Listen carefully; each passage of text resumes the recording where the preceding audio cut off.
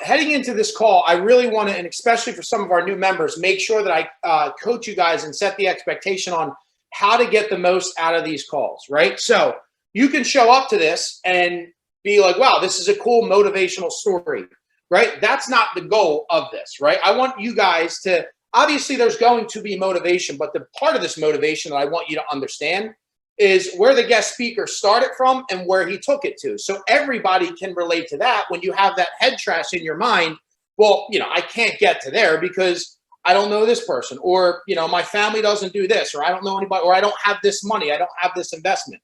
So that's the part of motivation that obviously I want you to get out of this, but there's a bunch of different topics that I want you guys to make sure that you don't miss.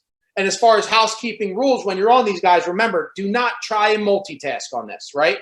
If you try and multitask and do all these other things, you're going to miss things that can change your business, change your life, change your mindset, whatever that change your relationships. So try and be all in on this. After our guest speaker goes into discussion, and I'll try and tee him up with things that I know you guys want to know about, we're going to go into open discussion anyway. So make sure you jot down your questions. But these are some things that I want you guys to keep note on as he speaks. So for the most part, the one topic is how he became the one that changed the financial situation for his family. I believe a couple of weeks ago or a month ago, I shared you guys a video of the importance that is for me, right? So there was a guy, Ed Milet, and he did this whole, video, this motivational video about like I always knew that I wanted to be the one that changed the situation for my whole family, right? And, and I don't mean just making six figures, or I don't mean like, I mean being able to legitimately, if anybody in your family has shit going on, you can take care of that shit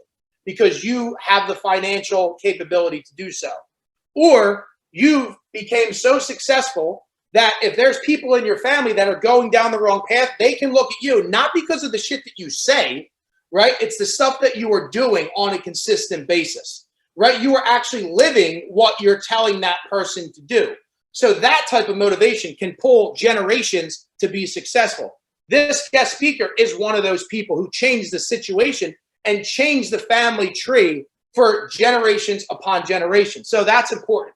Next topic is how to build multiple 8 to 9 figure companies, right? It's hard enough building one, right? And I know a lot of you have successful companies and, listen, we may consider that successful, but we all know that there's levels to this game. And I'm hoping that you guys are starting to see that.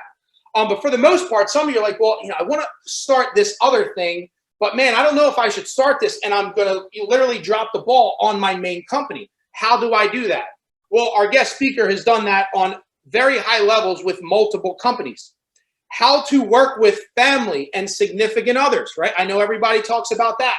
Getting involved with family. Should I hire family? My wife, my husband, should I do that? This guest has done that at a very high level. How to make decisions on partnering with other people, taking on partners, taking on investments, taking on joint venture projects. Like, how do you make those decisions? He's done that at a very high level. Scaling his companies, done that at a very high level. How to build a leveraged company, that word that I try and coach you guys on so you aren't a slave to your business and you can keep growing, leverage. Then we're going to talk about leadership. And then the list goes on, right? So I shared that in the group. So I felt like it was important for me to share all this stuff with you guys to train you on what to listen for on this call. And don't just be here, wow, this is motivational. Get off the call, be all fired up for 24 hours and not do a thing, right? That's not the intention of this call, right? So our next guest speaker is a guy named Glenn Fedale.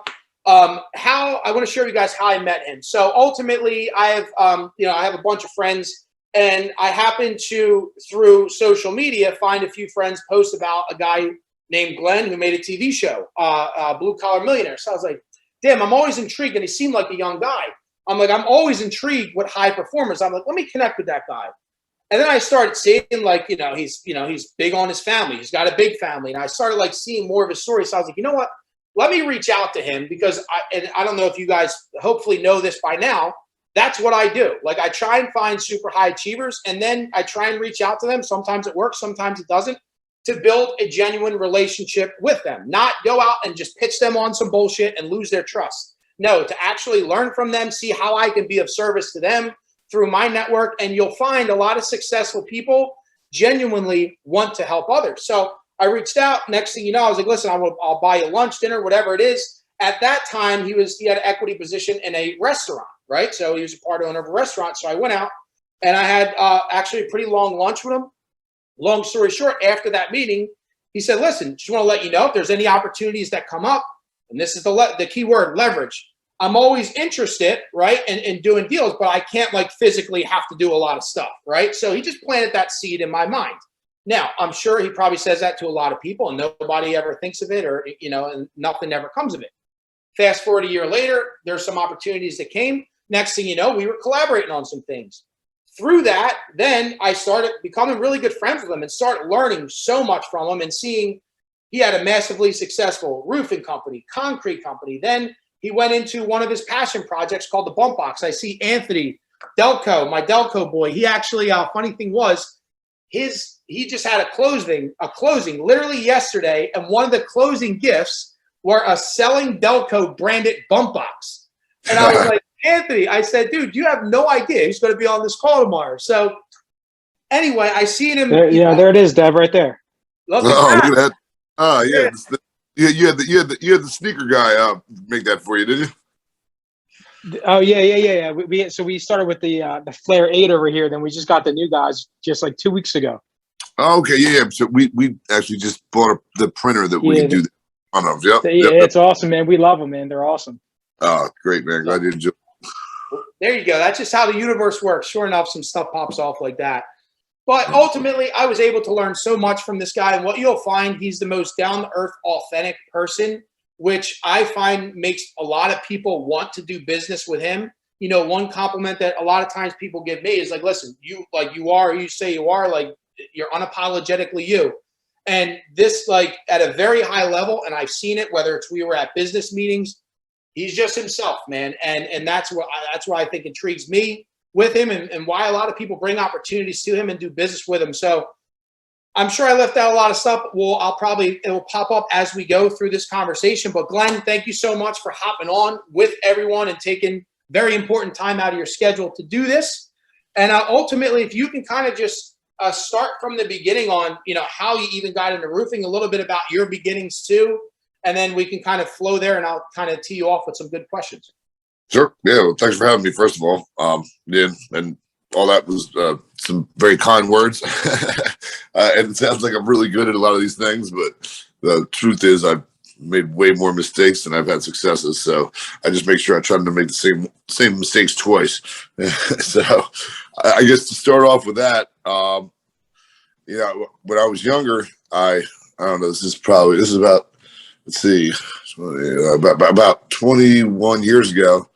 I was 22 years ago. I was working I took a job, kind of sowed my wild oats, whatever. Took a job with a roofing company with a guy named Don Shin. He taught me a lot of custom roofing, which is like soldering copper and slate and tile and, just all kinds of different stuff. Kind of the old tin knockers, like real kind of roofing stuff, your hand soldering and probably most of it was very, very bad for you with the chemicals you expose yourself to and everything else. But nonetheless, it was, the real thing. So I got to really kind of for the first time explore somewhat of an artistry talent in my life, which, that's what it is. You can learn to construct certain things like this. So I did that, and he was making the transfer into commercial roofing. So myself, I ended up learning this with him, and he was very talented, very hardworking. But I pay attention very closely, and a lot of the old dogs that we worked with didn't like learning new tricks, and I was very willing to. So it kind of gave me a boost to the front of the organization with his help, trying to teach me everything that he could.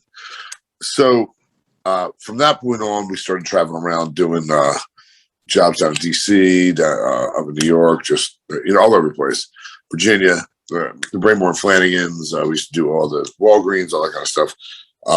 And it was neat because it was a new challenge for me, and a lot of these other people that didn't want to try to grow into company, he was like, "Hey, Glenn, can you go do this?" And I'd go check out the situation with the crane. I'd be looking at the blueprints, see where we're going to load it from, how much the roof we're going to do per day, where we stick the dumpsters, even set up temporary labor for laborers, as well as housing for the guys that I'd bring down with me to help. So it kind of gave me a really good overview of what the heck I need to do and how profits are made in this.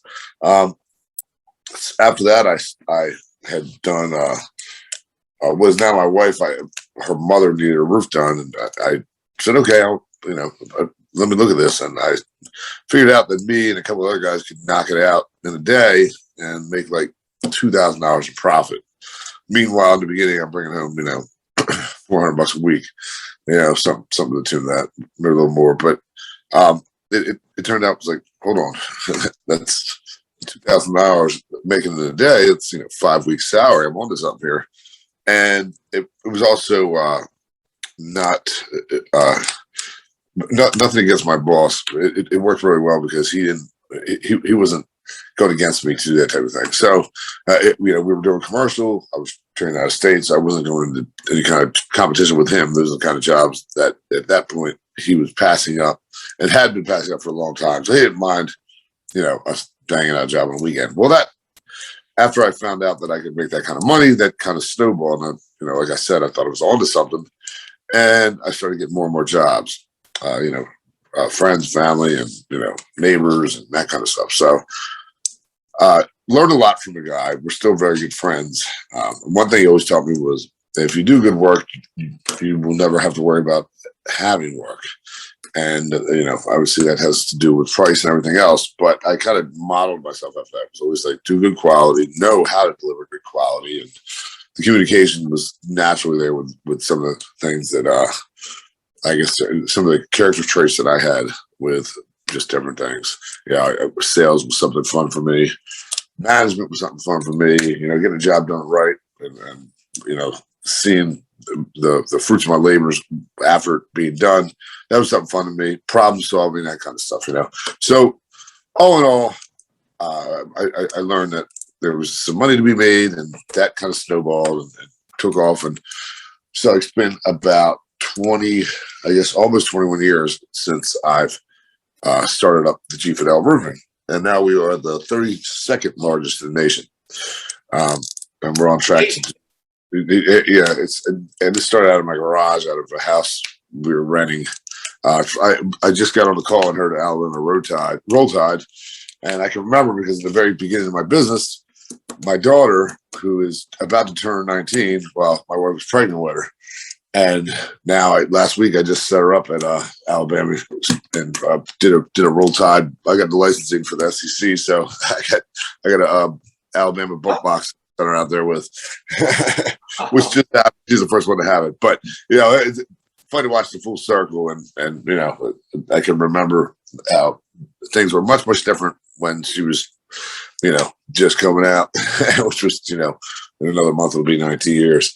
So all that to say, that kind of boosted me, and I just worked nonstop. I had a conversation with somebody that came to me last night and said, hey, I've got, and this happens very, very often. Obviously, you guys will see this and probably have seen it a lot of you, was when you begin to become somewhat successful with something, then everybody has the next biggest thing that they want to bring to you, that they want your financial backing on. And a lot of people don't know what to do. Like, well, banks will give me money, but you will, because you want all these different things. It's like, absolutely not. There's a lot of things that need to be understood, and I think Devin briefly touched on this.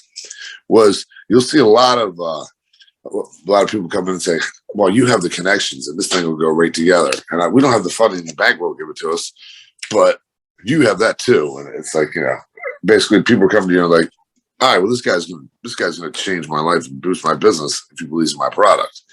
And I often say one of the best things I like about watching Shark Tank is their ability to not normally crush somebody's dreams and emotions, but while still giving them good advice on what they need to do and how to come back. And I've become fairly good at that because it's like you said with the restaurant thing and with what you're doing, what we were doing. It's like, I cannot take another full-time job. You know, what am I going to have? Like 4 40-hour-a-week jobs? You know, it's virtually impossible. You know, although I do offer some certain things that could be advantages in businesses, it's up to them to have it figured out how it's going to make money and show that the possibility of that happening is very, very strong, and show that I am going to be able to keep tabs on this and keeps, you know, which I'll touch on later, keeps somewhat of a dashboard on me, on my peripheral or whatever, however I have it set up through Excel sheets or whatever, but some sort of reporting thing where I'm able to look at it fast and know if it's heading the right way that we should or whether it's not, and that it is not just, it's accountable to a honest level of transparency. So that is a whole lot right there, but it's been very, very helpful in not making some mistakes that I could have, and seeing how I could have avoided mistakes in the past. You know, with whether it be getting into different tattoo shop I had in Miami, or that was for the show Ink Masters, which, you know, it's like, wow, this can't lose. Well, yeah, anything can lose. Or whether it be, you know, a restaurant that can do good for a while, but it does not take a whole lot for a restaurant to fail. And we all know there's a lot of cash involved with those things too. So if you don't have the time, you don't have the trust, then that could fail very well too. And it's not that I did not have the trust. Don't take that I was insinuating, but I definitely did not have the time. And that in itself can be pretty tough, along with economic factors. Like, yeah. So all things considered, I don't know. I don't want to fast track through this, Devin. Hold on. I want to bring up one point too, because so the topic we have this month is on farming, right? How to dominate your market. Now, you just said, forget about just your market. You're 32 or 34 in the whole nation now, right? So coming up, growing your business, like, what, if you could share with someone, like, what were your tips on how to be the name in your market? What did you have to do? How long did it take? What did that consistently look like? What did that branding look like? And this is for everybody, guys. I don't care if you're not a roofing company. It doesn't matter. You're selling something, right? You're selling some type of services. So this is very important for you guys to hear how he first started in his backyard, became such a big name, and then branched out. Because sometimes people just want to go the opposite way and try and, like, you know, shoot far and wide, and they really don't get, you know, deep enough to be successful. So what do you feel made you, you know, kind of be such a big name within your market? And not just that, but in multiple companies. All right, that's a good question. And I've definitely learned a lot about what not to do to grow. But it has a lot to do with a lot that you can do too. In the beginning, people would say, "Oh, you know, some of my competition when I was much smaller, they would say, oh, you're the guy, you know, out there with, how would they phrase it? I guess the nicest way to say it would be like giving back rubs for those main road jobs to get your sign up on main roads." They use a different set of different verbs, but you know, and I was like, hell yeah, man. Like, you know, if somebody calls me out because they got a leak on their chimney, I might climb up there and caulk that chimney myself, as long as they agree to leave my sign in their yard for 3 months, you know? And I mean, that was just a billboard, you know, and it was, and, you know, give me a great referral, you know, whatever. Give me a couple Google, whatever, you know, like an Angelus review or something like that, you know, to have a couple links ready for them that you can automatically give to them. And this was me growing into how the age has changed from people buying full page ads in the phone book for, you know, $10,000 a month to phone books not being used anymore. And you're just looking for, you know, how to get to the top of an organic search. So I think part of it is that another part is the people. Well, that's a huge part. You know, I don't mean to sound like Marcus Malonis, but he says what people, process, and products. You know, I mean, there's so much truth to that, because it's the people. They have to be incentivized. A lot of that's not. Yeah, you want to be able to say, hey, you have the best opportunity here. You have the opportunity to make the most money, but that's all if these people, number one, believe in our product, so that when they're selling something, they're not sick of selling it because another customer is saying, "You promised me this," and it's not happening. Now, obviously, it's human nature. That's going to happen from time to time, but you have to be able to, be able to at least like believe that you can deliver what you are selling. The other part is, it's when it comes down to back to me saying, you're giving back rubs for these main road jobs. Yeah, that was a good idea what I did about caulking the chimney and keeping that up. But I would also find myself in situations where not to even stereotype any specific type of background or anything, but there are some people out there that are notoriously cheap, and there are certain names or certain things like, oh man, I'm going to think twice. I really want to vet this customer, even if it's a main road, because if we're going to find ourselves in a situation where we need, it's going to take us 8 months to finish a job, and they're being predatory about saying, oh yeah, well, I know you can get a hold of for 2 months, but we still don't like 10 things on our job.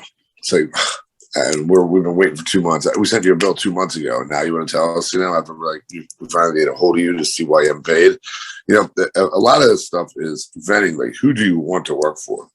And that goes into deeper. I'm speaking about that in a residential way, but I also have that very firm in a commercial department, because to give a little background on the roofing, we do, probably about like 25% commercial and 80 to 75% residential. So that a lot of residential is stormworks well, which is another animal, because you definitely have to wait a long time for insurance companies to pay you because they are in the business of not paying you. But when I got into the commercial end of it, there was definitely a whole new angle of people that you're dealing with, these companies, and their purpose is to treat you. They have a bank that finances them. They have suppliers that finance them. They also have contractors that finance them, and they do the same thing. And what they call 90 days to 120 days. But you filled out one thing wrong when you're billing, then you've got to wait another 90 to 120 days. And this is a prime example of how they use contractors, big and small, like myself at different stages of my life, as the bank. And you learn very quickly that could be a big problem. Even if you have a 20% margin on something, but it ultimately takes you 9 to 10 months to get fixed or to get paid, that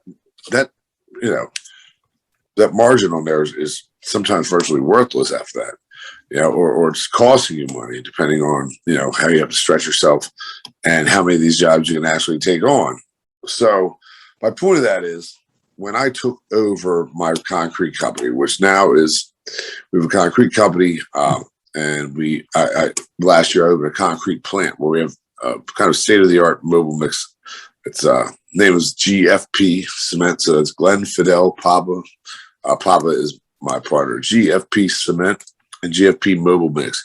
If you get a look at it, you can see some of the really cool stuff we're doing. If you guys drive through Chester and you get mad at the everything going slow over there, that's because we're doing 95 for you, so we're the ones slowing it down.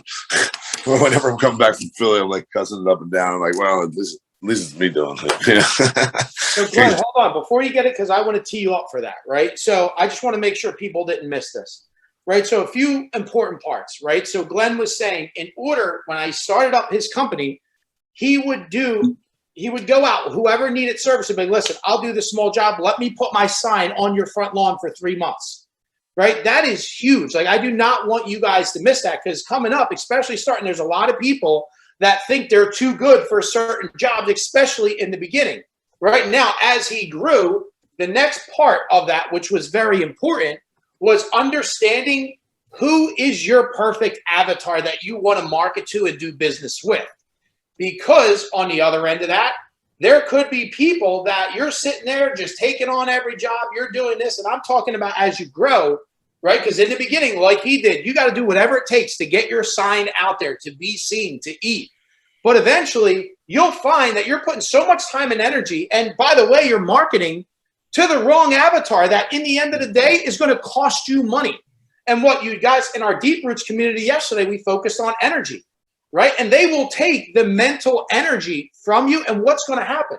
That's going to then impact how you deal with your employees. That's going to also take time off of your calendar to do things that are going to grow your business. So when you start growing, identify who is it that is your ideal client, because they most times, like with the harvest community, right? Like the people that are afraid to invest $100, I don't want to deal with them because they're takers, and they're probably going to nickel and dime and judge every little thing on why they're not successful in the future anyway, right? So sometimes you market to the right avatar, you won't be nickel and dimed a lot of the time. So I don't want you guys to miss some of those points, because this is relevant to any business, right? And then going into this next point, Glenn now talked about how he's getting into this concrete business. Now, this is the part where I'm telling you guys, so obviously Glenn talks about how he built, and it's a very successful company, roofing company, blah, blah, blah. So now he then transitions into the concrete industry. So how do you shift into, or what was the strategy to shift into the concrete business and also build a massively successful business in a short amount of time? So Glenn, can you talk about how that even came up, and what made you the decision to do it, and how did that even work? Because this is valuable to a lot of people. Yep, absolutely. And this is going to, the reason I kind of let off from this, and you have to forgive me because I love leading off into tons of different things, but it'll come to one of the reasons I got into it was what I learned as far as, giving these jobs away for free or fighting over jobs that I don't want. This is one of the expectations I had as a partner, which I'll go into real quick. But how it turned out was my partner, who's on that GFP Cement, is Papa, Dominic Papa, a very good friend of mine. We've been in business for almost 11 years now, and this year we're on track to do just over 20 million.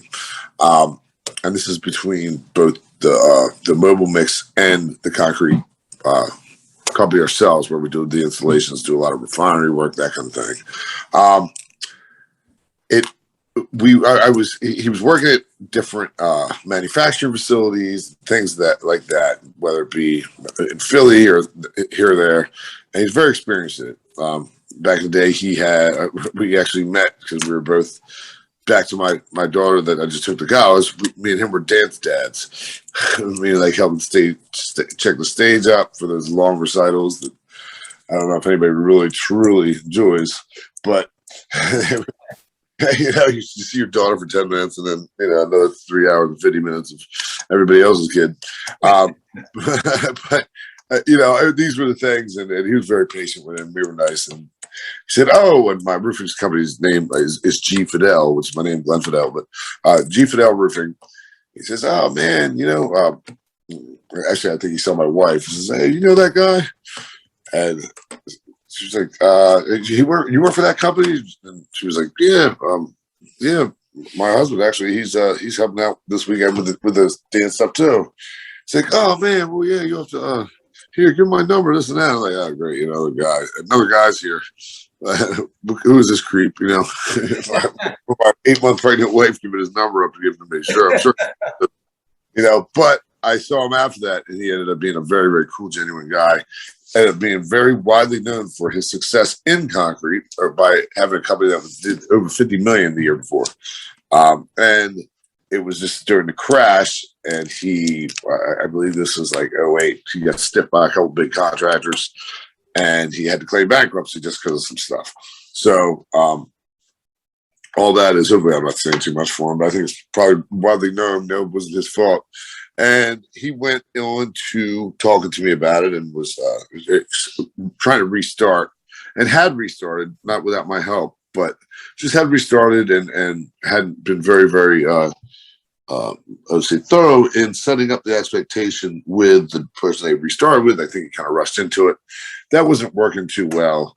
And meanwhile, he was he would, when he worked in these manufacturing facilities, he would do a lot of concrete. But these engineers of buildings would say, "Well, we got this to do, we got that to do," and because of his vast knowledge of construction, it turned into roofing jobs and that. He says, "Hey, you interested in this, man? I just need to get it done." I'm like, "All right, yeah, I want to do more work with this guy. Let's see how fast he pays." And start off with some smaller jobs. And although he was very picky about the work, he was very, very thorough about what we're supposed to do, getting past stuff, making both companies look good, and paying me quickly. It was one of the things. He was very assertive about that because of what he's learned in the past, probably with not getting paid at all. But we had begun that relationship where both of us had done some business together, and we liked each other. It turned out to him saying, "Hey, would you be interested in something else?" And he ended up saying how how some of the things that we would explain this, because I learned this very quickly too. It's like if I saw another roofing company sign, it was kind of like dogs seeing a cat. All my attention was diverted. I was like, how the heck did they get that job? What, I wasn't low enough? Why did they call me first? Or am I missing my marketing? I want to go take that sign out of the yard because they're doing, this is my strategy, Not right. I wouldn't go on taking the signs out of the yard, not normally, but but the point of it was, what my now partner Devin was like, what is it that you're doing different about this? He's like, well, when I was doing $50 million a year, I noticed that less than 10% of my business was earning, say, 80% of my income. And I was like, bingo, you hit the nail on the head. And that's something that a lot of people need. In certain instances, I've needed consultants to come in and show me exactly why am I even doing some of these things. I think they're a part of the business, and sometimes they are. Say that one more time, because there are people, there's some people that I do one-on-ones with, and this is one thing that we were talking about. Like, what did you see and hear from him that you were like bingo for, just so they didn't miss it? So basically that less than 10% of the business that he was doing. So let's say it was 50 million, right? Less than 5 million of that 50 million was generating, close to 80% of the total company's profits. So let's just say 5 million of that was a profitable job. This 5 million, this 5 million in gross billing was actually giving somewhere to a $4 million net. And that was on specific specialty things that had very, very, very high margins on them. And on that, we're playing into change orders as well. One of the things with the industry is, engineers and architects, they only know a certain amount of things, and a lot of times they're wrong. And when they are wrong, is a prime opportunity to make some money. It's you change the whole thing, and a lot of people will go into jobs and bid them at cost because they know that PSI strength concrete is not going to work on the bridges they're doing, and they're going to have to bring some documentation. But when they have a contract and they need to change this, then they can turn that $1 million job into a $3 million job. And these are the kind of things. So it's also the fact of some of these refineries that you need special clearance to work at, and you need an awesome safety rating, and so on and so forth. Things that we've worked very, very hard for, that it minimizes the bidding pool so much that for what you would charge maybe $100,000 for, in this instance, you're bidding against one other person, and both of you are in the $350,000 range. So the margins are much, much more. And these are the things where it's like, okay, kind of like I said with the roofing company, and the 5 weeks of wages made in a day, it was like, hold on, I'm on to something here. And that was the whole point with him saying, Dominic, you do realize that this is our point here.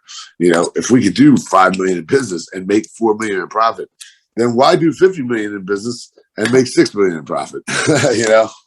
And not saying that's that much cut and dry thing, because obviously some of these things will bring on the more profitable stuff. But it is a matter of really getting the stuff out of there where you're going to be treading water and swimming in place and not making anything, and just cluttering your plate. You know, you're not working less and making more. You're working more and essentially making less when you're talking percentages.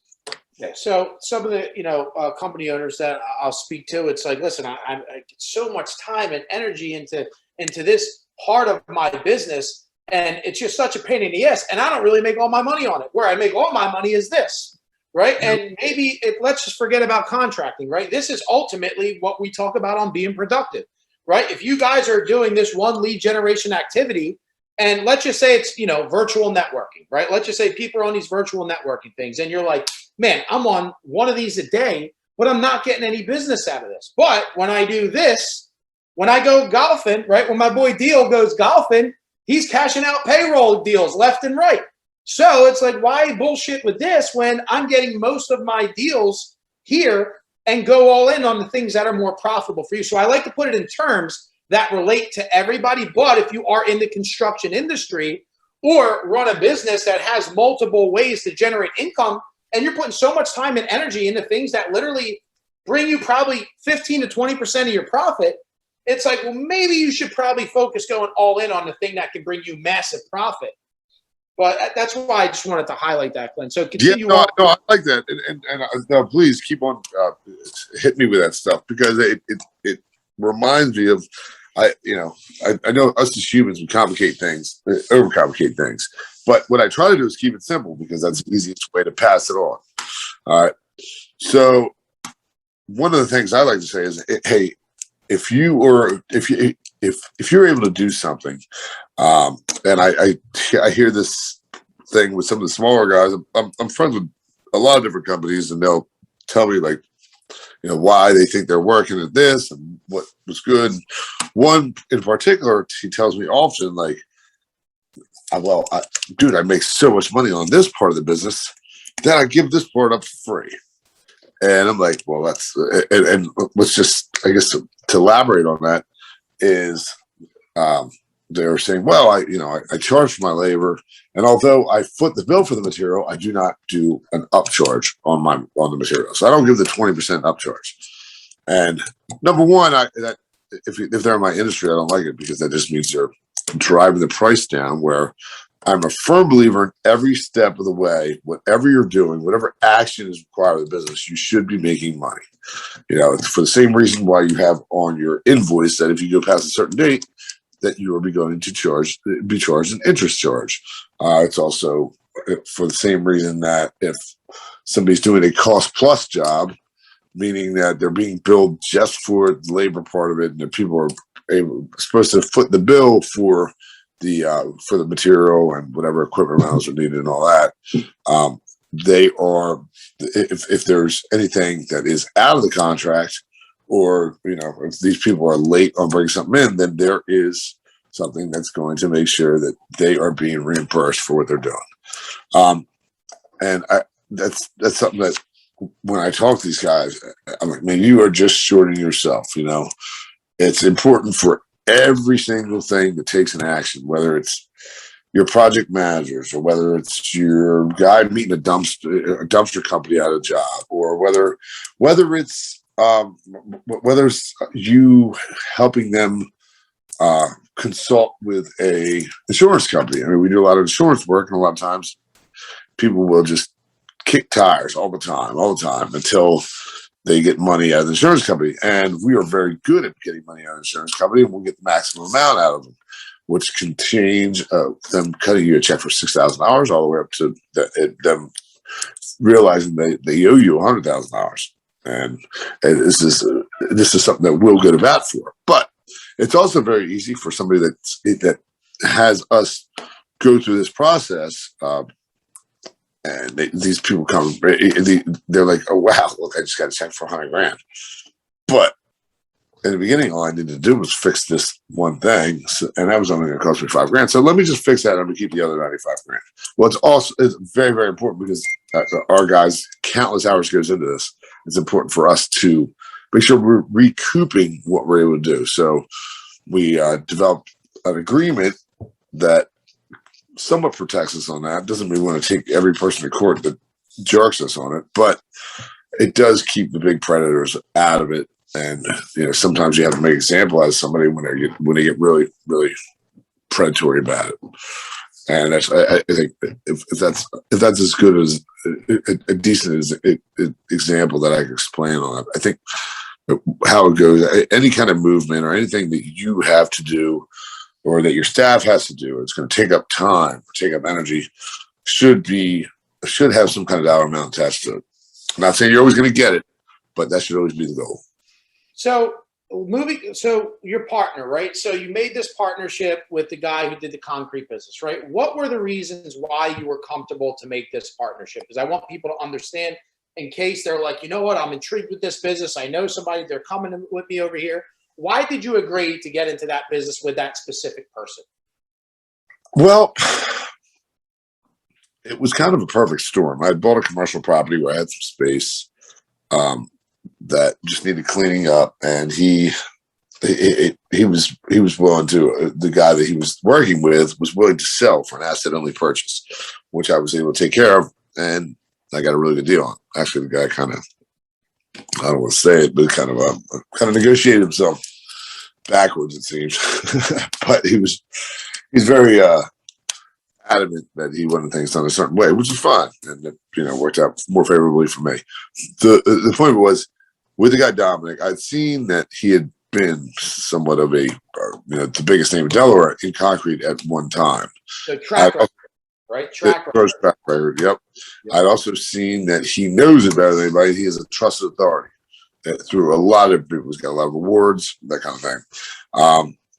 And the other part was exactly what we're leading to earlier was, hey, I was that dog seeing a cat every time I saw another concrete company. I don't need that anymore. What I do need is to finesse these very profitable accounts and go out after them specifically, and then let's watch this grow. And I think the first year, which is it's just over 10 years ago, almost 11 years ago.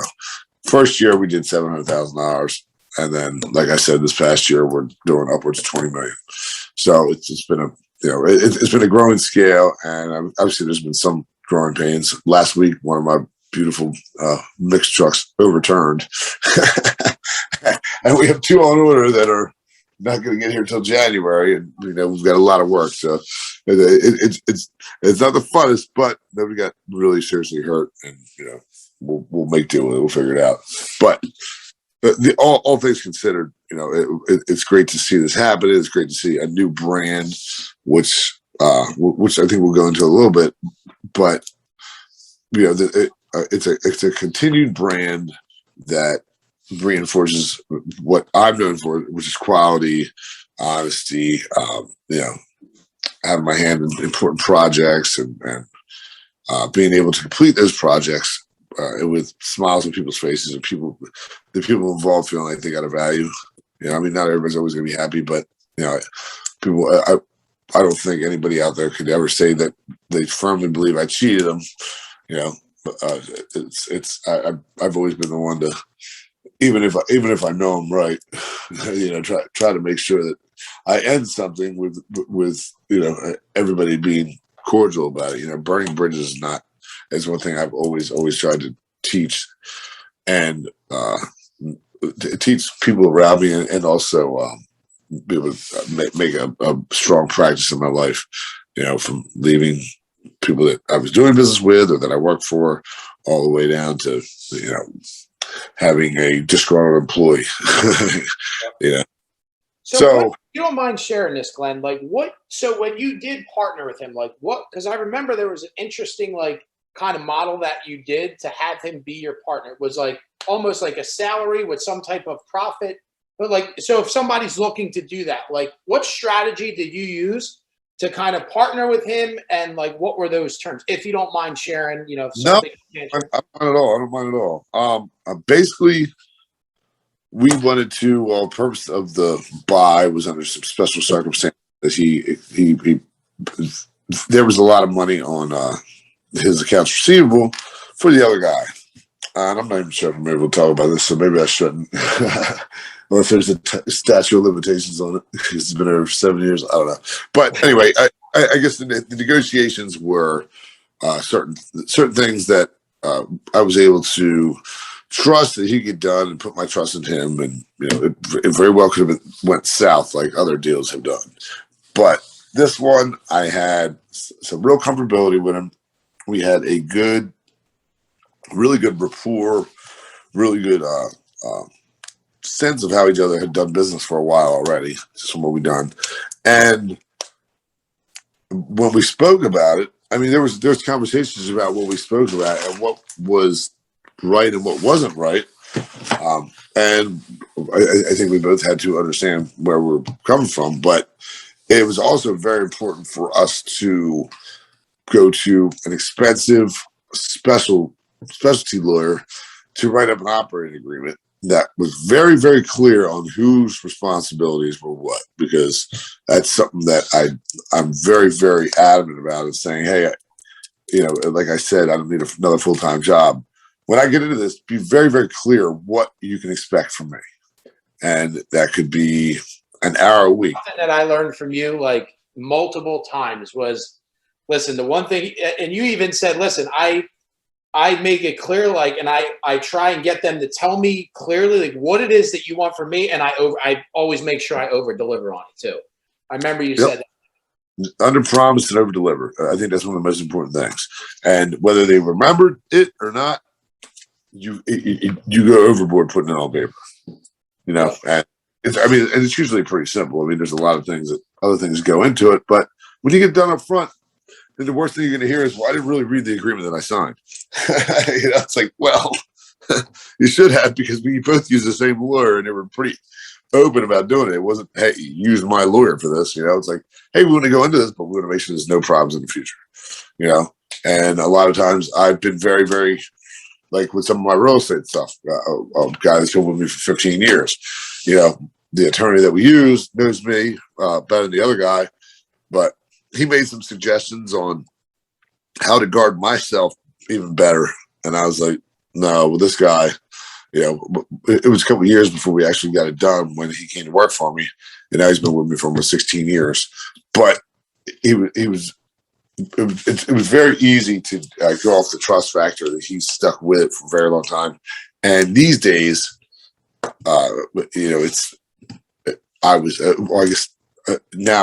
that the agreement has been completely done and has been for years, that's what I mean by these days, but it's something that favors him in a lot of ways, and he was able to say that to him too. I was like, wow, that's very generous of you, man. This is, and we're getting into the kind of phantom stock talk kind of stuff, which I don't know, I'm sure some of you are familiar with it, but point of that being is, he has kids, and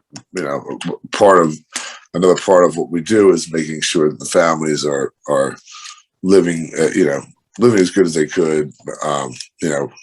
We call our organizations family-run organizations because not only am I related to some of the people that work there, but we truly do treat people like family, and we truly do have people's best interests at heart, and that's something I live my life by.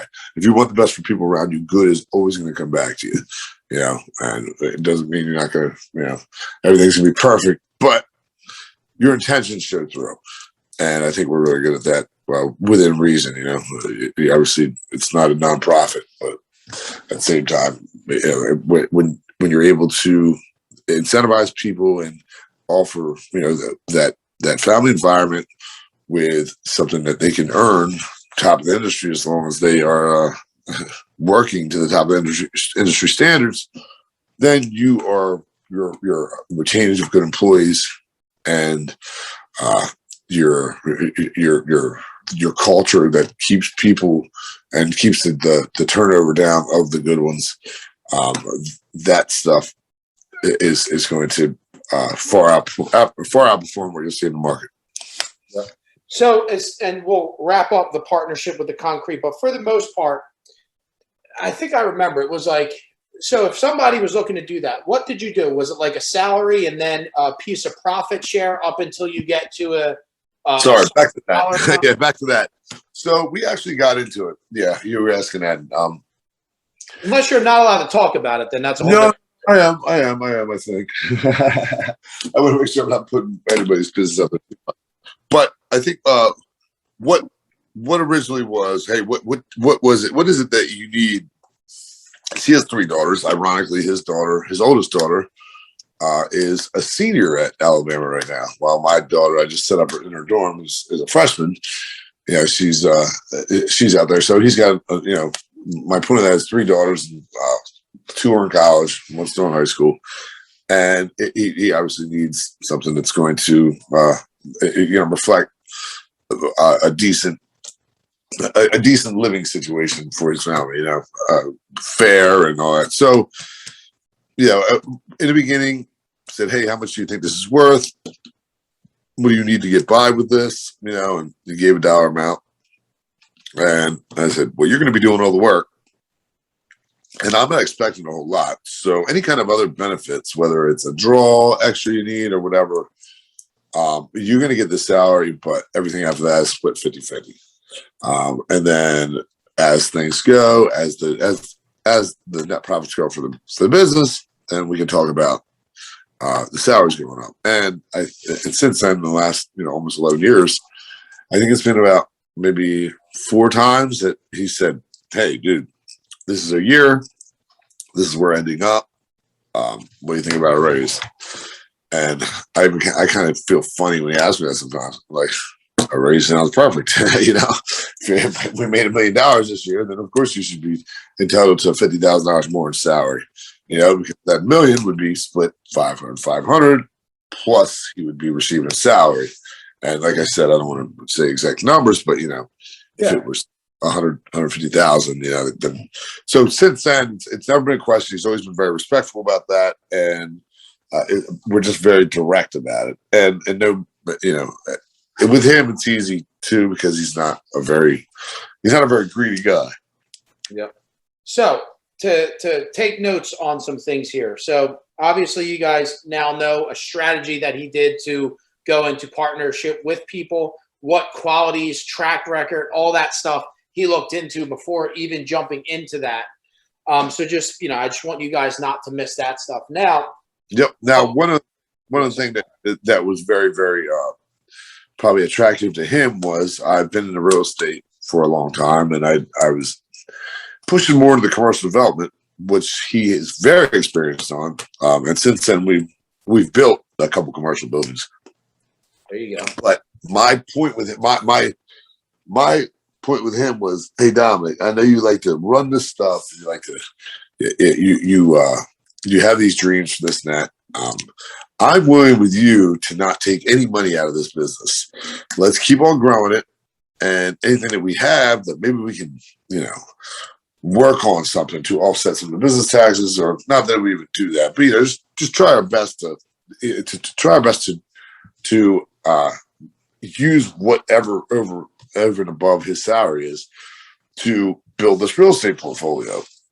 And since then, he has, we have both, but we've gotten to a lot of different stuff. And me and him alone, just in that, I have different partnerships. But in that partnership, we have accumulated over 500,000 square feet of commercial space, which has been very, very profitable because, I don't know if everybody's, obviously everybody in the market here knows it's a hot real estate market, but with commercial space, flex space in particular, we've seen extreme spikes in what the cost per square foot has been because of the shipping industry, because of in Delaware tax laws for pick and packs.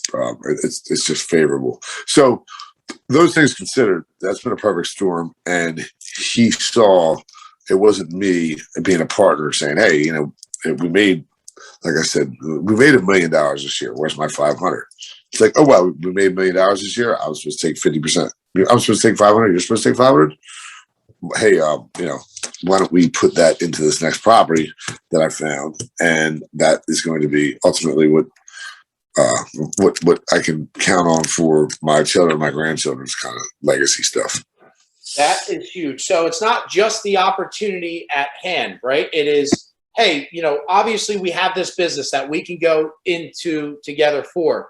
But what are the other things that you're a part of now that we have this interest with each other that we can also grow into, right? So those are other things to think about when you're potentially going into partnership with somebody too. So that's good stuff. So Glenn, you then mentioned Now you have family involved, right? This is very important for a lot of people on this call. And guys, whether you're not involved in it now, maybe in the future, when you start growing your business, guess what happens? People start reaching out, and it may be family, right? So Glenn, what did you find that made it helpful to you to make it as best as possible to have a great experience working with family? And also, I know that, you definitely work with your wife, and I was kind of involved in some business with Glenn and his wife is no joke, dude. She handles stuff like a boss. You know what I mean? Like, there's no doubt about it. So, to be fair to her, she's actually very good at what she does too, on top of it.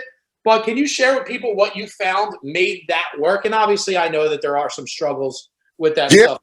Yeah, and I'll be perfectly blunt with that, man. Like, this is, she has her talents, and I think one of the best things we could do was when she started working in the real estate stuff, because it was very clear cut of knowing exactly what you should be tracking, basically just keeping a ledger of expenses with receipts. So at the end of the project, it's much easier to put together. Now, there's been a lot of learning curve on this, but I learned that because it was more simple than when the roofing company was starting to explode, when I was telling her, please go to this QuickBooks class and learn it. And while she's pregnant and while she's, doing whatever else. And I learned to myself, she's also typing proposals for me at nighttime and whatever else. I mean, we're talking about all the way back when I still had a job with the guy, Don Shin, I was talking about, who's been the huge kind of mentor in my life. Very good. Another identical kind of situation of not burning bridges. How we stayed in contact a lot. Don Shin, awesome dude. Anyway, I can remember coming home after a long day of work, and then at nighttime I'm doing sales. So I'm there at probably maybe it's 10 o'clock at night in the summertime getting home, and I'm sitting there eating dinner. And, I could be asking her how her day is, but my mind's still going. Like, so did we get that bill out today? I told you I had to go out today. She's like, no, I was waiting for this. Like, what? No. Yeah. And I'm going a million miles a minute. And there was a time where I realized that maybe, unless I get really good about not bringing work home, which is impossible because home was work. I didn't even have an office at the time. Unless I get really good about that, in order to save my own personal relationship, it's probably very important that she not work in probably the fastest moving, biggest part of that. And the real estate was much smaller at the time. So it was something I wasn't telling her, okay, I'll just do everything myself and hire something. It was still able to give her responsibility for her talents that could be well used, but we were also going to conserve our marriage and not be at each other's throats every time, So I hope that makes sense. It was finding something that was going to work best for her and her new motherhood and us learning to live with each other, rather than being in the more stressful, higher pressure, every moment counts kind of thing. With the roofing company, and hopefully that answers your question somewhat. And what about your other? Is it the same thing like with your other family too? Was there any struggles? I know your brothers, and by the way, I think some of your family members are in leadership within your company that also gives you the leverage. So that's one thing I want you to kind of hit on too, is how do you have all these companies and still be able to live life too? Not be obviously you're working hard, but you're not a slave to your business where you can go on fishing trips. And you grew through people, and a lot of those people were family. So were there any struggles with that, or what's one piece of advice you can give people to, hey, if there is family that wants to work with you, like how is the best way to handle that? Yeah. I mean, that is always a struggle. And people are like, I don't know how you work with family. It could be this and that. And I thankfully have, I'm the oldest of 10 children myself. So I have 9 younger brothers and sisters. My 3 younger brothers were working for me, but the youngest, he decided to go back to school, so he's not with me anymore. But so my two younger brothers, Adam and Alan, they're both one's CEO and one's COO of the roofing company, and they're very, very intelligent guys and went very, very far in what I've expected them to do, and over and above. But they're also, because they're very intelligent, they're very good at what they do. They also are, obviously their first interest should be their families and their kids' future. And that can put you in a tough place when you're dealing with the top of the line people like that. It's not everybody's gonna be like, well, we just thank Glenn for this opportunity because he started the whole thing. It's like, no, Glenn was around for this, and now he's got to a lot of other things, and we have plans to take it from 30 million to 50 million. What do we deserve for that? And not saying they don't deserve anything, but any kind of smart brain like they have, and anything that I've probably had a part in teaching them as far as negotiating and as far as us making sure we get a good part of the deal. It also comes right back to me for what they're going to want as far as what I have. And what I've learned through different businesses is what might be an appropriate incentive or hope to maybe buy out of a certain part of the company at a certain time. That my vision of what's fair might not be their vision at all. So I guess all in all, there's always plenty of struggles. But the one thing I've learned on that is, keeping your cool with everything, and it's probably even hardest with family because they are my little brothers. And if it was 20 years ago, we would punch it out, but that's not an option. None of us are going to do any good business walking around with a black eye, but the point of that is just, with that growth, understanding, and that's been a big part of it, is understanding that, there's always going to be differences of opinion, and there is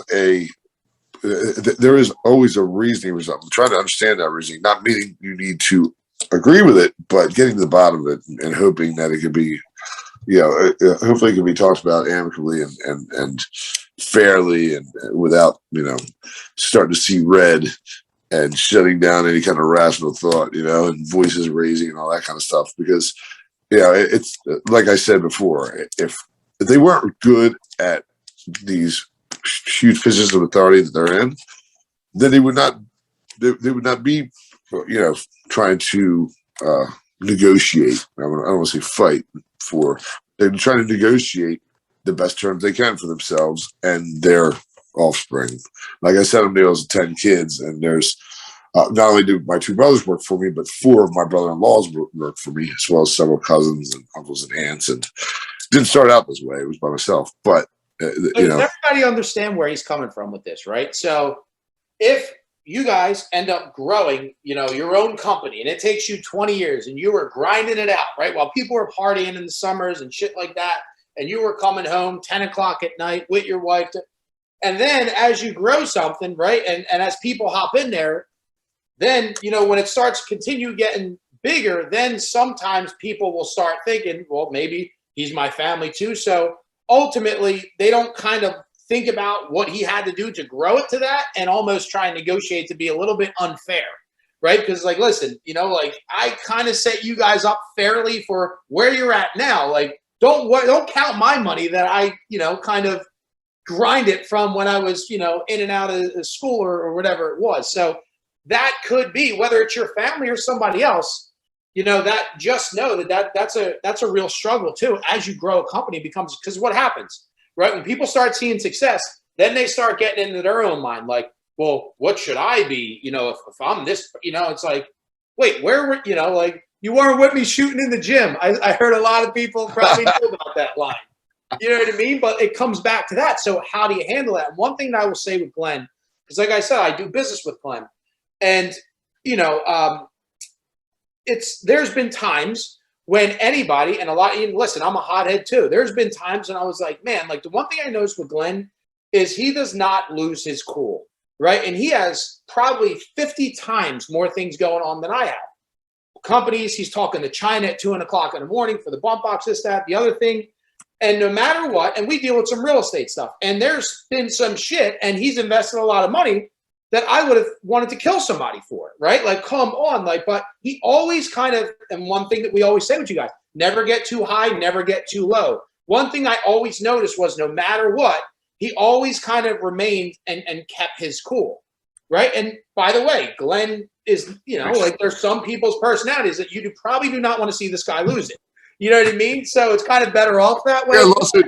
You don't think I lost it with those guys most recently? I thought I was a little too aggressive with them.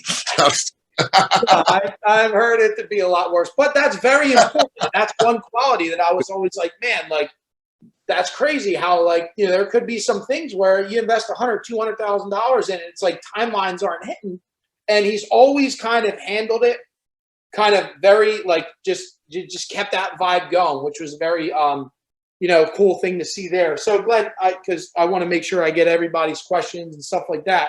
Sure. But lastly, can we go into, and I know we highlighted the bump box, right? So now you've built some pretty leveraged companies that you kind of knew the space in. Now you got some fun projects. Like, for example, I know that there's some people here that have like some things like, man, outside of my work stuff, like this is a space that I would like to be in, right? So can you kind of like briefly tell people about like the bump box, how it started? And I know the valuations for it now are pretty damn crazy. So if you kind of briefly want to go over that, because I know some people want to know about how you make that decision to go into that and how did it scale so quick? Well, all right. That's pretty interesting. Well, for a while, I've always just kind of been like on what's the next hustle kind of thing going ever since I was a kid, from paper routes, cleaning gutters to, roofing and concrete and tattoo shops and whatever else, real estate. I had a friend who was into manufacturing over in China, and he was making karaoke machines, the hoverboards that were very popular at the time that were catching fire. Ours weren't. It was because people were trying to rebuild the lithium-ion batteries, which was a very temperamental kind of thing, and that's why obviously Samsung phones were catching on fire. So imagine if somebody in a sweatshop was trying to re-engineer one. These things we were buying our batteries from Samsung and having to build the other parts, and we didn't have any problems with them. But obviously some people did. So the point of being was, I think it'd be around like September, and I'd spend about $50,000 on a shipping container full of drones, cheap drones made in China, but decent quality, cheap, and then hoverboards, carrying machines, just some different stuff that we knew would fly. And then we had like a lot of small time people that would buy it online or set up shops at like flea markets or like Cowtown over in Jersey, or like that kind of stuff. And it was something that in a 2-month thing, a couple people would be able to make a couple bucks. My buddy Eric, who worked for me for a while, he's part of Bump Box. He was able to kind of manage this and have some younger kids, would do what we needed them to do and all that. So anyway, $50,000 we would turn into $120,000, $130,000 before Christmas, and it was supposed to be a thing. It was great, but great extra spending money, and just kind of did what we did. My partner, my then friend, who had put me on to getting the stuff manufactured in China, he was a back and forth from China a lot, going to the factories and stuff. He had, we were all talking, but he had come up with the idea of, hey, what if we did an old school boombox that, Bluetooth, rechargeable battery, wireless mic.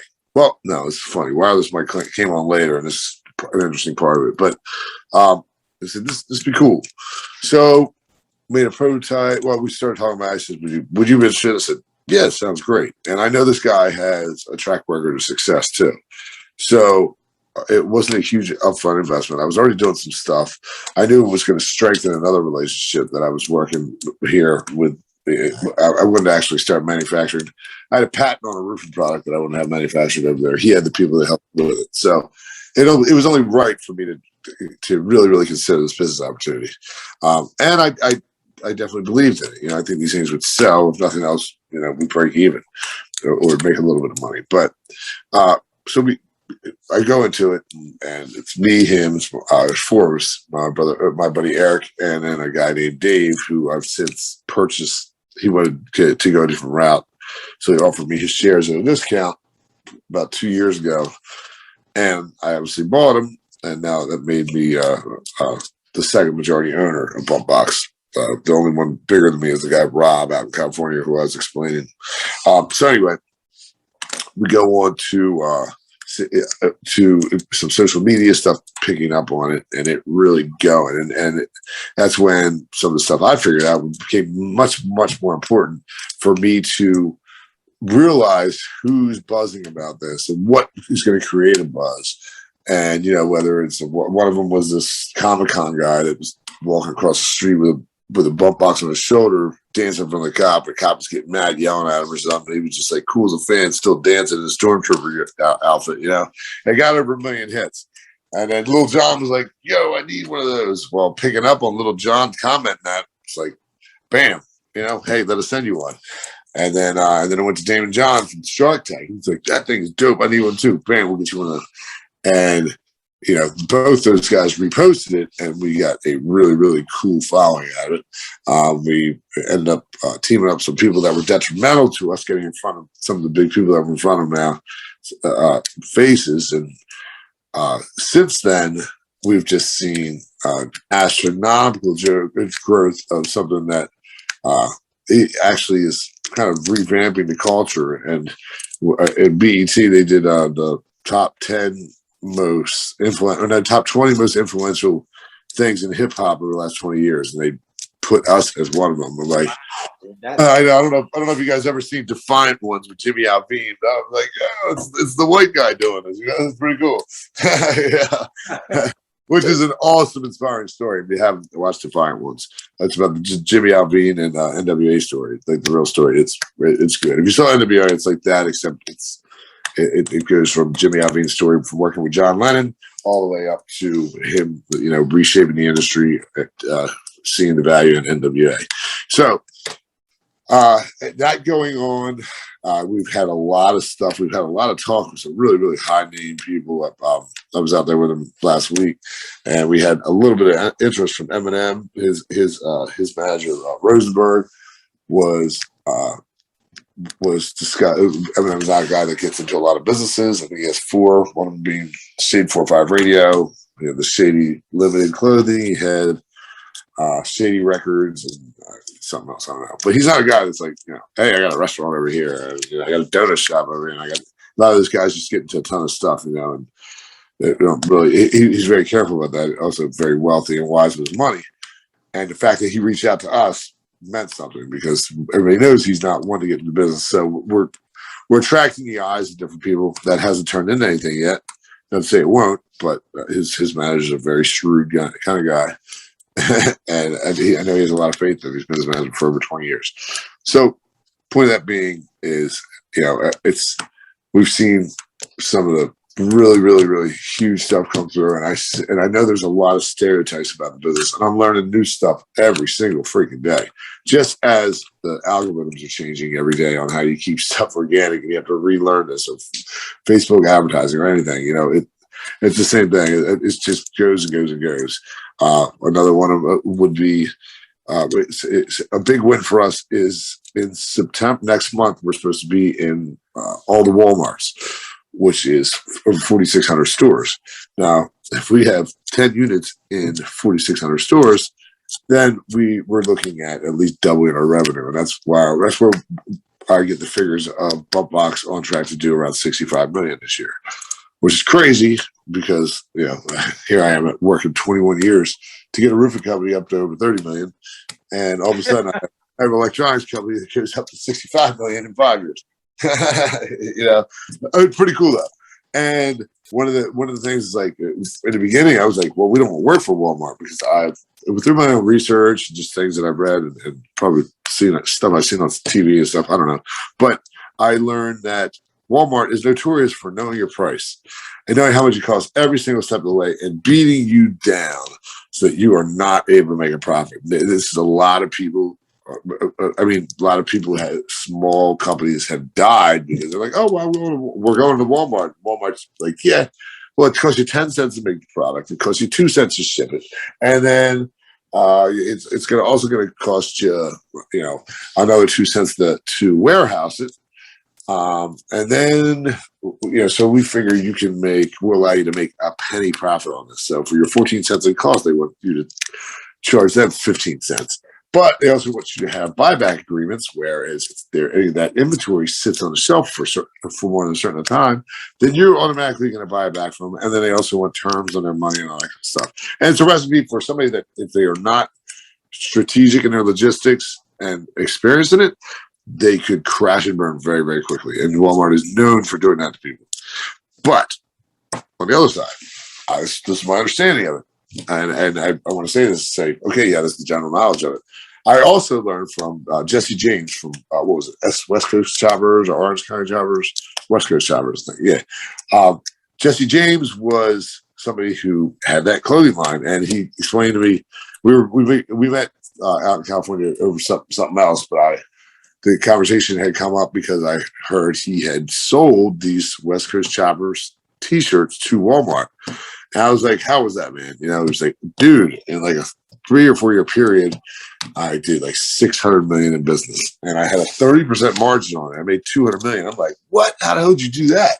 He says, this is what you need to do. Not discount Walmart because they have a demographic that is specific, and he's saying, and I would assume it's specific to your product as well, because he was the only T-shirt in Walmart going for over $20 a T-shirt. Everything else was like $6, $7, $8 a T-shirt, but it fit the people that were walking into Walmart. Everybody wouldn't wear one of those Choppers T-shirts, and he was crushing it because he was able to sell them to Walmart at that $15 price tag and make his $5 of profit off because Walmart was selling for $22. And I found that our demographic meets that. And because we already have a brand, we're not selling them a blank brand.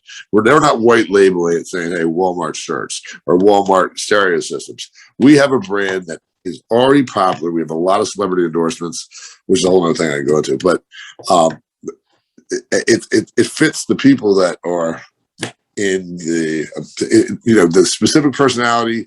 Everybody knows there's a specific personality when you go to Walmart. And I go there too. I don't feel like I really fit in a lot of time. But the point of it being is it's also a certain an income amount that when you go in there, that typically there's going to be an average income of people who shop in there. And that does not mean that, they're not going to spend money, but it does mean, they might not spend on certain things. And that kind of goes to play also off of our biggest day, which was when the government started sending money out. It's like one of the things, hey, here's a $600 check. Well, a lot of people want bump boxes. Well, so that actually boosted the company, right? Yeah. Yep. So with that being said, guys, and to be fair to say, Glenn, I mean, this could potentially be valued at I don't know, maybe a 9-figure company, I believe, right? I mean, at some point. Yeah, I'd love to see this thing go. Somebody come in and say, hey, here's. If you look at Beats by Dre, that's the comp right there that I want to share you guys with. So, just so you know, this could potentially be a Beats by Dre situation to where Dr. Dre sold out for what? Over $1 billion. Headphones. Yeah. And we're not valued at over $1 billion by any means yet. If somebody offered me $250 million right now, I'd be like, what? But the point of that is, and that's why I brought up that series Defiant Ones, because that covers the whole Beats situation too. And his marketing scheme or his marketing strategy on how every studio had him in there and how this is kind of a lot of that stuff we've copied. Yeah. And I'm not scared to say that we're not the innovators. Bo's stuff probably still sounds better than ours. But it's not hard to sound. They're not louder than ours though. Yeah, and it's one of those things. We have a niche. We're able to, we're able to position ourselves in something that hasn't been saturated yet. And everything's cyclical. Like clothing and everything else, old record players or that people are refurbishing and they like, the same thing with this, except this is the forming of a culture of an era that has in a lot of ways shaped how everything is reflected now, from fashion to to politics in a lot of ways. All right, so guys, listen, this was a lot, right? This was a lot about entrepreneurial stuff, how to make decisions, family, how he grew his company, how all this stuff. So what I want to do too, because I know there's a lot of people that, a discussion that's top of mind for everybody, especially with your companies, is one is hiring, right? Glenn, what are you seeing for your companies? Like, are you having issues with hiring? What creative ways are you doing to hire? And then lastly, we'll open it up to if anybody has any questions. Hit me up in the chat if you want to ask a question. But I mean, this guy's been there and done anything that you guys are probably looking to do or you have questions on. So there's no stupid questions. Feel free to ask. But what are your thoughts on hiring? What are you seeing, and how are you overcoming it? Well, overcoming it, I'm not. There's no good help out there. No, there is, but it's tough to come across. And there are a lot of people looking to scalp. So I think, just as a premise, I went over this earlier, but I can't stress it enough. One of the very, very, one of the most important things is retainage of your good employees. And that has to do everything with culture. When I've had people that have left me and started their own companies and took some guys with them. And then I have guys from the outside, like right now in the concrete company, we've got trucking companies offering $5,000 sign-on bonuses and $5,000 referral bonuses. And it's like, how the heck can they get away with this? They're like, oh, you got to be there for 6 months and, make this and that. So there's a lot of red tape on it. And I'm not one to really, kind of overpromise something that's not going to happen, because when they do this, when you read into it, I like to tell these guys, but I try to keep that communication there. I say, like, hey, this $5,000 sign-on bonus is only going to kick in 6 months after being there without one day of being tardy. If you have one day of tardy, then you lose that. It's like, oh man, I didn't read the fine print on that. And I'm not saying they're all like that, but it's very, very important. And I'd say this with my employees as well as with my customers. My best customer and my best employee is an educated employee or an educated customer, because you're really going to understand the value of what you have and what you're able to get with an employee. And that's kind of that transparency. As far as strategy to find some stuff, I've used headhunters before. I've done we have a one lot on this call, our boy Dave Epstein, so I know he can chime in on that. But listen, as you own multiple companies, I know that sometimes I just like people hearing that even the successful, like the super successful ones, still deal with the same struggles. Oh, you know what I mean? So, I just want you to kind of firsthand share what your experiences are and stuff like that, just so they can hear it directly from you. And it's been all kinds of different areas that this stuff comes across. But I don't know. I think as far as strategy goes, being slow to hire and quick to fire. Some of the stuff I've let go on wait far too long when I should have made an example from the beginning. And I've gotten much better at that, and I've got my staff to take my bleeding heart out of it and let them make decisions off of the matter at hand. I also think when you are dealing with or looking for places to get help, one thing I used to think was, wow, this guy's worked for 3 different roofing companies or 5 different roofing companies. Well, yeah, that's the 3 or the 5 that they're talking about. They really work for every roofing company in town except for yours. And you're going to be the next bridge that they burn. You claim all this stuff, and we could do this, I could do that. Next thing you know, they stole some checks out of your drawer and disappeared for a couple of days. I mean, that's the extreme part of it. But I think the biggest thing is how to help cultivate new help. new talent. I've been in situations saying like, okay, well, what do I need in this? Well, I need problem solvers. I need mechanically inclined people. I need people typically not scared of heights.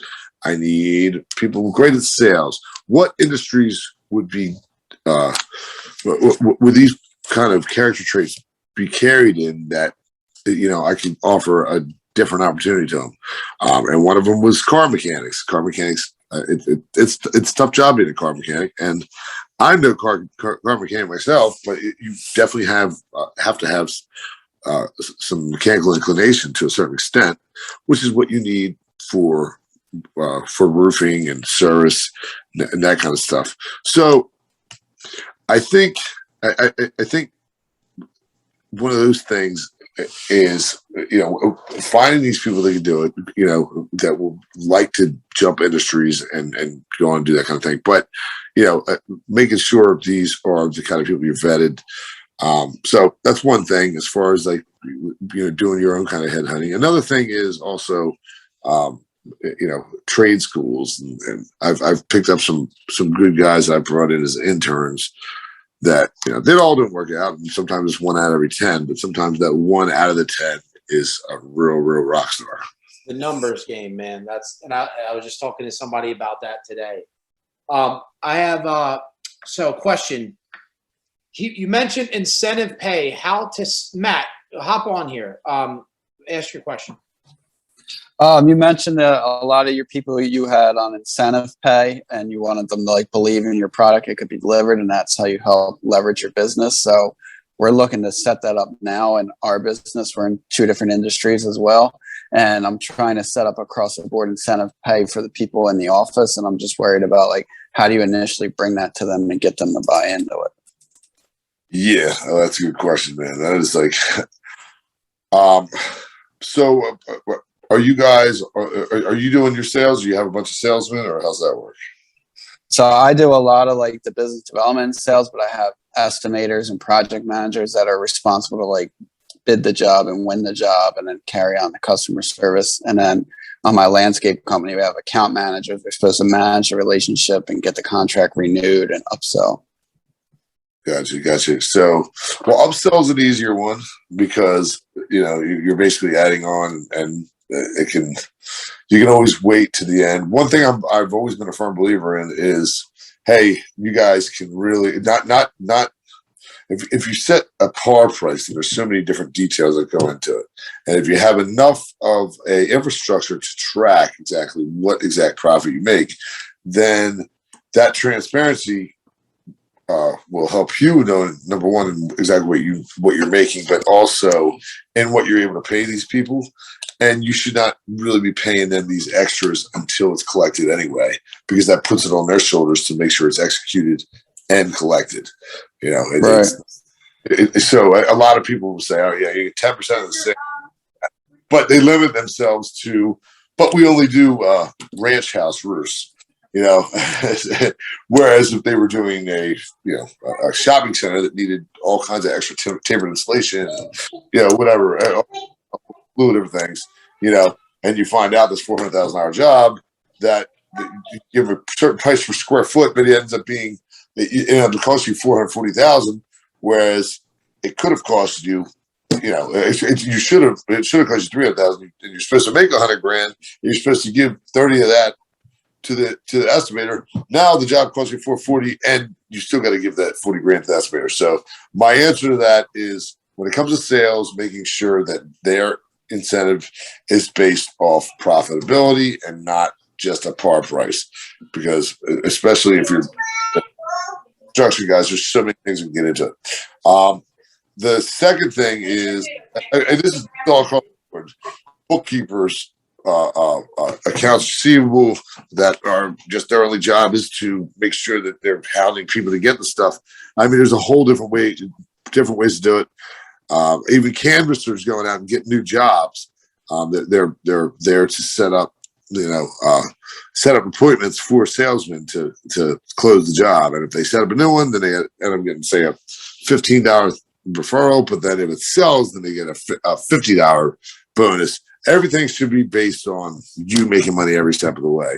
Nothing should be offered into something that. So I think it's a matter of you digging into it and seeing how you can ensure that. But I can't stress that enough. Is make sure that you're making money before you offer incentive, because you know how net can drop very, very quickly. Good stuff, man. Thanks. Glad you fired in questions. Another question here. This is actually not so much of a serious question, but for the most part, Justin Deal goes, another passion of mine is shoes. I noticed Glenn wearing Chicago 1s and some other Jordans in pictures. Question is, what's his favorite shoe he owns, and what shoes can't he seem to get? Well, I can't seem to get the Dior's because I can't seem to bring myself those Dior Jordans because I can't seem to bring myself to spend that much money on anything that I put on my foot and get dirty. But my favorites, I do love Jordans, man, and I got some off whites and all that kind of stuff. But let's see, man. What is my favorite shoe? You know what? I got this real cool pair of Jordans that have somewhat. I'm not Irish. I'm Russian Italian, but it looks almost like an Irish flag coming down the Jordan side, and it's embroidered and so high quality, and they're the most comfortable pair of Jordans. Even though they're made like the other Jordans, these are the most comfortable Jordans I've ever had, and I've had them for like 2 years, and they still look damn near brand new. And I've worn them everywhere. I just clean them, so they got to be my favorite ones. Awesome. All right, guys. Well, listen, that was a lot to retain. Remember, just like every call, take the golden nugget. Take that one thing that you can take and implement, that one piece of advice, that one piece of motivation. Don't put yourself in overwhelm, but be sure to connect with Glenn. Obviously, just like every guest speaker, try and support them. If you have some good connects out in Delaware or wherever else he's doing business, feel free to help him out. Follow him on Instagram, Fedale. I think that's it, right, on Instagram? Yeah, Fedale. G Fedale. Yep. And then you'll see a lot of his deep sea fishing quests out there, too. So I know he just caught a 160-pound fish, actually, while Michael Jordan was fishing at the same trip, too, which is pretty crazy. Yeah, I know. I beat him on the daily limit. Michael Jordan's got that nice boat, too. Oh, yeah. Did you see his boat? He has his whole crew and everything. It's crazy. They're solid, man. They got a heck of a boat, man. It's something cool. But yeah, check it out. And then I guess if you don't mind, Devin, you can send just a couple of handles on the different businesses so you guys can feel free to look at it. And then if you guys want to, like shoot an email or some questions, I'd be more than happy. I know you guys are under Devin, and Devin's my man, so whatever he needs, I'll be happy. Appreciate it. We just so I'm Mike Riley. We actually just did business together. We just switched you guys over to T-Mobile. Oh, yeah, I know. It took me like 2 days to set my phone up. I'm just kidding. Yeah. No, thank you, man. I know you guys saved us a lot of money. So, yeah, it's in perspective for the roofing company, I think you guys are saving us $40,000 a year. So, yeah. That's about right. Yeah. We're going to help you out with the concrete company, so I'm going to give you a call. There you go. Perfect. So my Instagram handle is G Fedale. That's GFEDALE. So that's Glenn Fedale, but G Fedale. My concrete company is GFP. So that's Glenn Fedale Papa. GFP Mobile Mix, and it's also GFP Cement. And then my roofing company is G Fedale, GFEDALE Roofing. And then last but not least, check out Bump Box. I think you guys get impressed. You get impressed by the large variety of celebrities we have endorsing us. It's Bump Box, BUMPBOXX. So Bump Box. It's just at Bump Box, but you got to make sure you do 2 X's because 1 X is a maternity website. Good stuff, guys. Well, Glenn, thank you so much. As always, man, a lot of great information from your experiences. And yeah, dude, thank you so much, guys. Remember, put this stuff into action and, give Glenn a follow, guys. Have a great day. Yeah, appreciate you guys. Have a good one.